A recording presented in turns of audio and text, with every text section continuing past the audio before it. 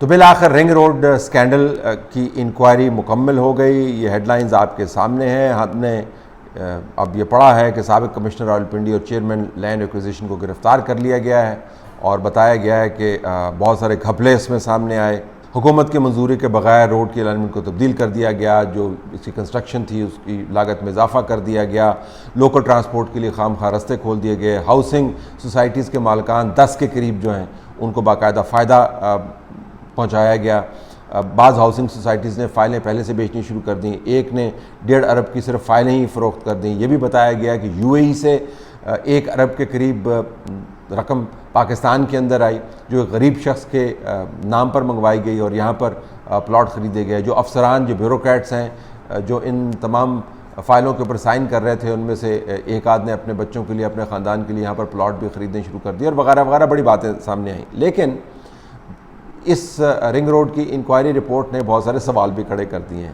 پہلا سوال تو بڑا سادہ سا ہے, وہ یہ رنگ روڈ کا پروجیکٹ جو ہے یہ عمران خان وزیر اعظم پاکستان کا پیٹ پروجیکٹ کہلایا جا سکتا ہے. انہوں نے اس کو بڑے دھڑلے کے ساتھ اور بڑے فخر کے ساتھ اناگوریٹ کیا تھا اور کہا تھا کہ یہ ایک لائف چینجنگ ایکسپیرینس ہوگا ان کے ارد گرد جو لوگ تھے ان لوگوں کے لیے جو اس پروجیکٹ سے مستفید ہوں گے, اور ان سے مراد ان کی پاکستانی شہری تھے, لینڈ مافیاز ظاہراً نہیں تھے.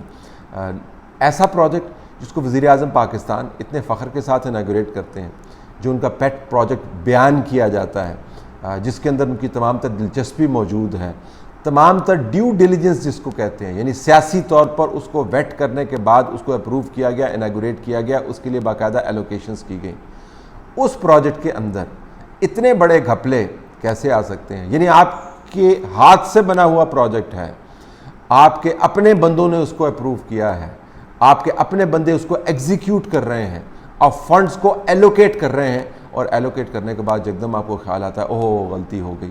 تو وہ تمام پروسیس جس کو ہم ڈیو ڈیلیجنس کہتے ہیں, جس کے اندر آپ عقابی نگاہ سے قومی پیسے کا لین دین دیکھتے ہیں, فائلوں کو اوکے کرتے ہیں, اس پروجیکٹ کے بارے میں آپ کو کیا پتہ چلتا ہے؟ یہ کسی ماضی کا قصہ نہیں ہے, یہ اس حکومت کا اپنا پروجیکٹ ہے. تو اپنے پروجیکٹ کے ہی یہ بقیہ ادھیڑ رہے ہیں اور آپ کو بتا رہے ہیں کہ اپنا پروجیکٹ کس برے انداز سے ایگزیکیوٹ کیا گیا. تو ایک تو یہ.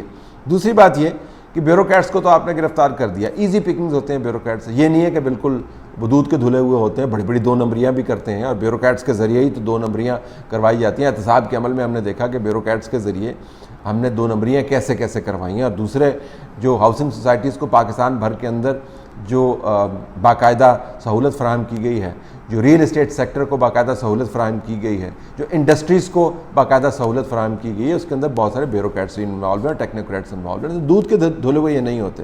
لیکن بنیادی بات یہ ہے کہ کیا یہ بیوروکریٹس تمام کا تمام کام اپنے مفادات کے لیے کر رہے تھے؟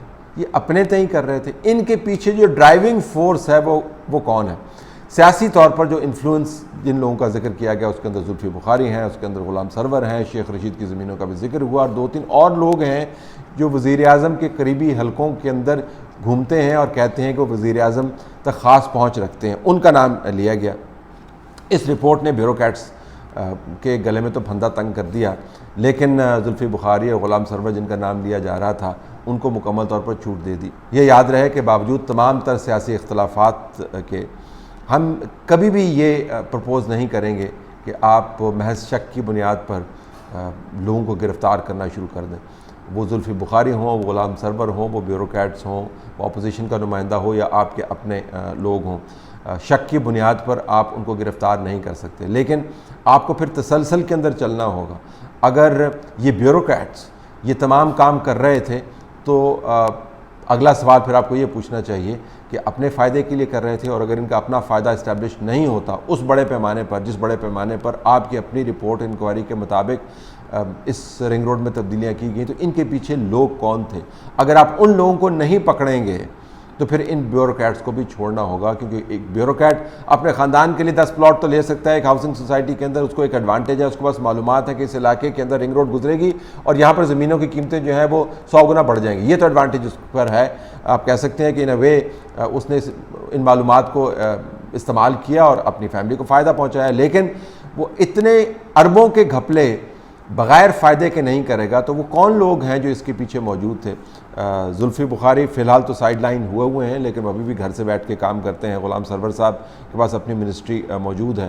تو سیاسی طور پر ان لوگوں کو ہاتھ نہیں لگایا گیا جو سافٹ پنچنگ بیگ ہے، یعنی بیوروکریٹس، ان کے گلے میں پھندا ڈال دیا گیا۔ اور تیسری بڑی اہم بات یہ ہے کہ جو بھی معاملہ ہوتا ہے اس کے اندر آپ کو عمران خان صاحب کے قریبی لوگ نظر آتے ہیں۔ چینی سکینڈل ہوتا ہے، اس کے اندر قریبی لوگ نظر آتے ہیں۔ آٹا سکینڈل ہوتا ہے، اس کے اندر قریبی لوگ نظر آتے ہیں۔ دوائیوں کا سکینڈل ہوتا ہے، اس کے اندر قریبی لوگ نظر آتے ہیں۔ انڈسٹریز کا سکینڈل ہوتا ہے، اس کے اندر قریبی لوگ نظر آتے ہیں۔ پرائس فکسنگ کا معاملہ ہوتا ہے، اس کے اندر قریبی لوگ بیٹھے ہوئے نظر آتے ہیں۔ انرجی پروجیکٹس کا معاملہ نظر آتا ہے تو اس کے اندر آپ کو قریبی لوگ نظر آتے ہیں۔ اور اب دیکھیں جو فائنانس منسٹر ہیں شوکت ترین صاحب، ان کے سینگ لڑے ہوئے ہیں نیب کے ساتھ، اور وہ کہتے ہیں کہ نیب کے قوانین تبدیل کرنے، اور نیب والے اس کے اوپر فوراً رد عمل دیتے ہیں اور کہتے ہیں جی کہ ہمارے کام کی وجہ سے رکاوٹ نہیں ہو رہی۔ ہم سب کو پتہ ہے کہ شوکت ترین صاحب کا بھی نیب کے اندر کیس جو ہے وہ پڑا ہوا ہے۔ تو وہ تمام لوگ جو عمران خان صاحب کے ارد گرد بیٹھے ہوئے ہیں، جو پالیسی سازی کے اندر موجود ہوتے ہیں، وہ ہر بڑے سکینڈل میں ان کا نام کیسے آ جاتا ہے؟ اور یہ کیسا کپتان ہے جس کو پتہ نہیں ہے کہ اس کے ارد گرد بیٹھے ہوئے لوگ کیسے کام کرتے ہیں۔ پھر شیخ رشید صاحب یہ بھی کہتے ہیں کہ عمران خان صاحب سے محنتی وزیر اعظم میں نے نہیں دیکھا۔ شیخ رشید صاحب سے پھر یہ پوچھنا بنتا ہے کہ وہ کتنا محنتی وزیر اعظم ہے کہ تمام محنت کے باوجود یہ نہیں جانچ پاتا کہ اس کے دائیں بائیں آگے پیچھے جو لوگ بیٹھے ہوئے ہیں وہ ہر دوسرے سکینڈل کے اندر ملوث کیوں ہوتے ہیں۔ اس کا پیٹ پروجیکٹ جو ہے اس کی تمام تر محنت کے باوجود کیوں اتنے بڑے گھپلوں کا شکار ہوتا ہے؟ یہ تین بڑے بڑے سوال ہیں جن کے جوابات اگر حاصل کر لیں تو آپ کو اندازہ ہو جائے گا کہ پاکستان کے اندر انداز حکمرانی کیا ہے۔ ایک بڑا تجزیہ یہ بھی ہے کہ رنگ روڈ کے پیچھے شخصیات کا باقاعدہ کلیش ہے، چونکہ شہزاد اکبر صاحب کا ایک مبینہ طور پر بڑا کلیش ہے زلفی بخاری کے ساتھ، اور کچھ منسٹرز کی آپس میں نہیں بنتی، تو ایک دوسرے کو رگیدنے کے لیے اس پروجیکٹ کو استعمال کیا گیا ہے۔ وجہ جو بھی ہو، یہ سوال اپنی جگہ پر باقی ہیں، اور سب سوالوں سے اوپر وہی سوال جو میں نے پہلے بھی ریز کیا کہ وزیر اعظم پاکستان کیسے کام کرتے ہیں کہ ان کو یہ پتہ نہیں ہوتا کہ ہر دوسرے دن ان کی ناک کے نیچے، ان کی آنکھوں کے سامنے کیسے کیسے بڑے سکینڈل بن رہے ہیں۔